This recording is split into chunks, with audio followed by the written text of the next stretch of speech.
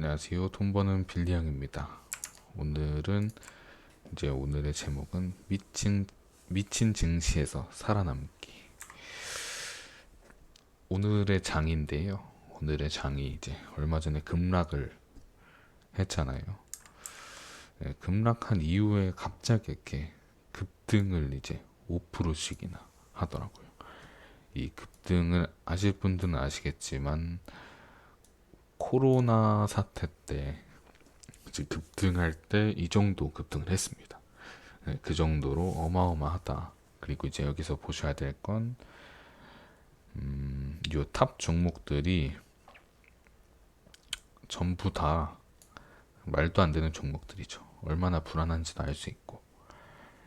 또한 이제 인기 검색 종목들도 마찬가지고, 아무튼 이렇습니다. 아주 굉장히 불안합니다. 올랐지만, 저는 긍정적으로 보지 않습니다.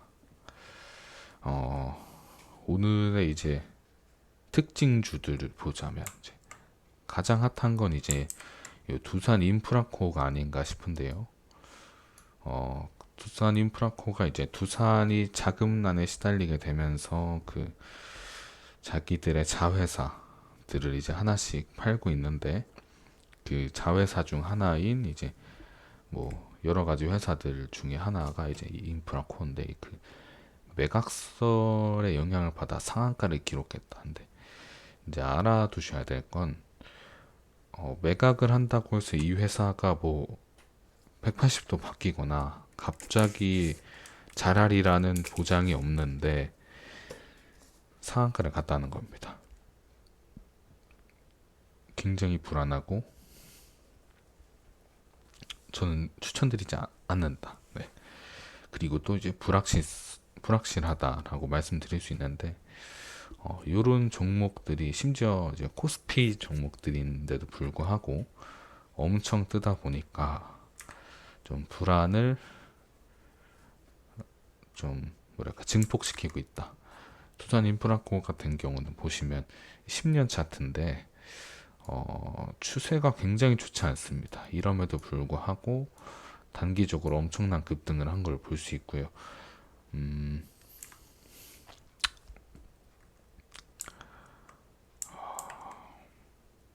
실적 전망의 껑충이라고 하는데 수소 경제 대책, 우리나라의 경제 대책에 힘입어서 실질적으로 기업이 엄청난 호황을 누렸던 기억이 저는 많이 없습니다. 뭐 작년 한 3년 정도 전인가요?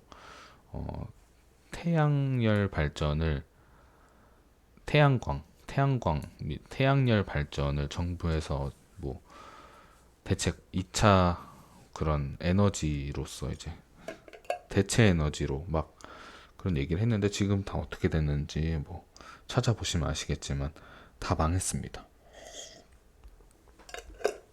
정부 지원금을 받던 사업인데요. 애초에 정부 지원금이라는 것 자체가 엄청 이미 잘 되고 있는 회사나 업종에는 정부 지원을 하는 경우가 드뭅니다. 그 점을 꼭 알고 계시고 불확실하다는 걸 알고 계셨으면 좋겠습니다. 뭐 이런 말이 있네요. 네, 시장 반동을 대폭 넘어서는 수준까지 상승했다. 네, 이게 핵심이고요.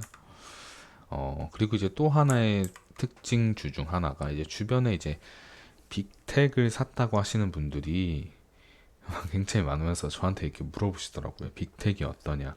빅텍 살만하냐? 뭐 빅텍 사야 되는 거 아니냐? 뭐 이런 말씀하시는데 3월 19일 기준으로 해서 지금 가격은 7,600원인 대략적으로 4배 정도 되나요? 4배 64, 24 네. 4배가 조금 더 넘는 가격입니다. 네. 알아두셨으면 좋겠고요. 네. 그 빅텍의 재무제표입니다. 네, 빅텍의 재무제표인데 보시면 이전과 대비해서 나빠졌고 좋아질 거라는 전망 또한 불확실한 상황에 더 무기를 생산하지 않습니다. 네. 그럼에도 불구하고 주가는 4배가 뛰었다. 뭔가 이상하지 않나요? 고객 예탁금이 최근 이제 역대급이라고 하는데, 알아두셔야 될 건 신용잔고 또한 역대급이다. 이게 이제 불안을 더하고 있다. 고객 예탁금, 신용잔고는 요거는 이렇게 됐습니다. 네. 주목할 만한 점입니다. 주목할 만한 점이지만 저는 아직 그래도 불안하다라고 말씀드리고 싶습니다. 네. 요거는 이제 그 해외 기사를 이제 제가 번역을 한 건데요. 이번에 이제 연준 페드에서 회사 채권을 이제 많이 구매했다고 막 합니다. 설명을 했대요. 뭐 이렇게 구매한다고 얘기를 했는데, 요거에 따라서 증시가 거의 5%가 넘게 뛰었죠. 근데 또 요거랑 같은 날 나온 기사인데 요런 얘기도 합니다. 요거는 이제 페드 의장이 이제 제롬 파월 페드 의장, 네, 요즘 뭐랄까요? 요즘 시장에서 가장 핫한 인물 중 하나죠. 트럼프와 더불어서 금리 인상하겠다는 생각조차 하지 않고 있다. 가장 주의할 점이죠. 요 얘기는 무슨 뜻이냐? 시장이 완전히 뒤돌을 거라고 나는 생각조차 하지 않고 있다라고 또 이렇게 다르게 얘기할 수 있죠. 그러니까 시장의 회복이 완전하다고 전혀 생각하지 않고 있다. 2022년을 이제 시장의 회복 시기로 생각한다라고 하는 겁니다. 근데 지금 보시면 아시겠지만 이렇게 빠졌다가 지금 여기 있죠. 여기입니다. 지금 주가가 지금 여기 있어요. 2022년에야 회복할 수 있을 것이라고 얘기를 했는데 주가는 여기 있단 말입니다. 이미 회복을 하고도 넘어선 부분이 굉장히 많습니다. 미증시는 조금 다르지만요. 엄청난 고난을 일으켜 왔고 지금도 진행 중이고, 계속해서 감염자가 나오는 마당에 왜 자꾸 증시는 오르나? 그리고 이제 또 하나 짚고 넘어가야 될 점이 이제 김여정 그리고 북한 이슈인데요. 일본의 이제 아베 총리가 남북 관계에 대해 더 이상 긴장되지 않길 이렇게 얘기하는 거 보면 굉장히 세계적인 이슈입니다. 지금 남북 관계는. 그런데 트럼프는 이것에 대해서 전혀 북한 얘기 안 하고 미국 경제 이야기만 했다고 합니다. 왜일까요? 트럼프는 이제 재선을 해야 되는 상황에 북한 이슈를 자꾸 걸고 넘어지면 증시가 빠질 게 분명했습니다. 근데 이제 트럼프는 이제 증시 입장에서는 굉장히 호재라고 할 만한 인물입니다. 자기가 가진 주식도 많을 뿐더러 주식을 하는 사람들은, 그러니까 미국 증시와 그 기업에 있는 사람들은 트럼프를 굉장히 지지하는 경우가 많습니다.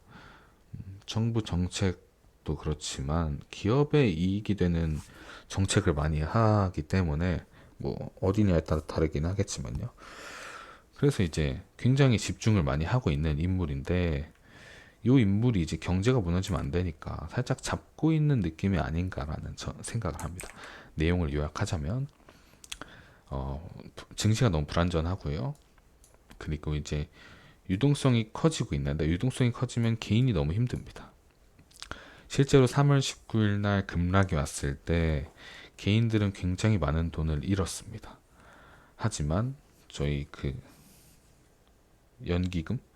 연기금식 투자 방식이 제가 굉장히 아무나 못하고 정말 대단하다고 생각하는 투자 방식인데, 그때 보면 연기금만 돈을 벌었습니다.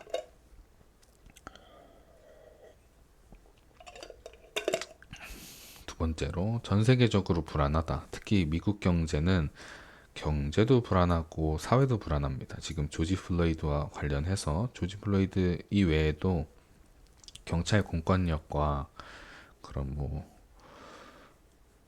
그 확진자들에 대한 대처가 전혀 이루어지지 않고 있죠, 지금. 정치적, 사회적, 그리고 뭐 여러 가지로 불안한데 정치적으로 주가가 밀리지 않기 위해서 억지로 잡고 있는 느낌이 있습니다. 북한 이슈가 세계적으로 하고 이제 모두가 주목할 때 심지어 아베도 주목을 했는데 미국이 가장 신경 많이 쓰던 미국이 가만히 있는 걸 보면 이런 게 아닌가 싶습니다. 이슈화를 피하려는 느낌입니다. 그리고 이제 북한과 남한의 관계가 악화되고 있습니다. 사실 북한한테는 엄청나게 유리한 시기입니다. 지금 시기가. 왜냐? 미국도 조용히 있어야 되고 제발 조용히 있어주길 바라고요. 한국도 마찬가지고요. 전 세계적으로 조용히 있어주길 바라는 시기에 이제 북한이 이제 뭐랄까 생떼를 쓰는 느낌입니다. 생떼. 뭔가 이익을 취하고 싶고 그리고 이제 김정은 입장에서 이제 대외적으로 활동할 인물인 김여정에 이제 힘을 실어주기 위해서 굉장히 좋은 시기고 좋은 이런 정치가 아닌가. 북한 입장에선 너무 좋습니다. 우리나라 입장에선 굉장히 안 좋죠. 군인들만 죽어나게 생겼죠. 그리고 이제 국내에 있는 두산 대기업들은 국내 대기업은 국내 증시에 큰 영향을 미치는 건 확실한 그거 하나 확실합니다. 근데 그 두산이 호재가 아님에도 불구하고 주가가 상한가를 가는 등 비정상적인 움직임을 보여주는데 이게 이제 유동성을 만드는데 한몫했다. 그리고 이 유동성은 개인들이 전혀 반가울 일이 아니라는 걸 저는 말씀드리고 싶고요. 최근 매매 동향을 보면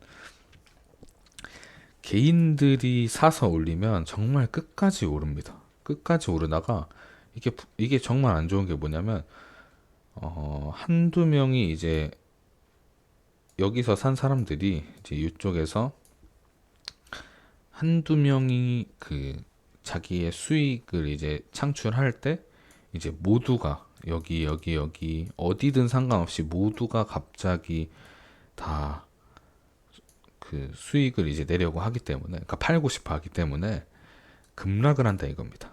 개인이 쌓으면 이런 차트가 만들어지는데 최근 매매 동향이 개인들의 그런 매수세 그리고 묻지마시 투자가 이어지면서 비트코인과 유사하게 엄청난 거품을 몰고 가는 게 아닌가라는 생각을 하고 있습니다. 그리고 이제 또 여섯 번째로 저는 보수적 접근과 현금 비중을 늘리시는 걸 추천드리고 있습니다. 이런 장에서는 마지막 이제 이 글의 핵심인데요. 미친 증시에서 살아남으려면 보수적 접근을 해야 되고 변동성을 줄이는 자산 배분 및 합리적 포트폴리오가 핵심이다.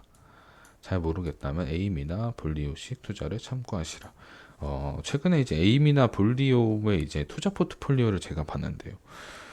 뭐 채권 몇 프로, 뭐 현금 몇 프로, 금 몇 프로 이런 식으로 물론 그 주식들도 막 ETF 같이 상품화해서 이제 그거 몇 프로 이런 식으로 이제 투자 배분을 해놨습니다. 근데 요런 유동성의 장에서는 개인이 이제 사고 파는 기계가 돼서 그러니까 기계적으로 사고 팔지 않는 이상 견디기 힘들다 이겁니다. 올랐을 때 팔고 싶고 내릴 때 불안해서 못 버티고 이런 겁니다. 그러니까 계속 손해만 보는 겁니다. 투자를 많이 하신 분들이라면 해당하지 않는 사항이지만 저는 이번에 새로 투자하시는 분들이 많은 만큼 이렇게 많이 흔든다면 개인들이 많이 힘들어하지 않을까라는 생각이 합니다.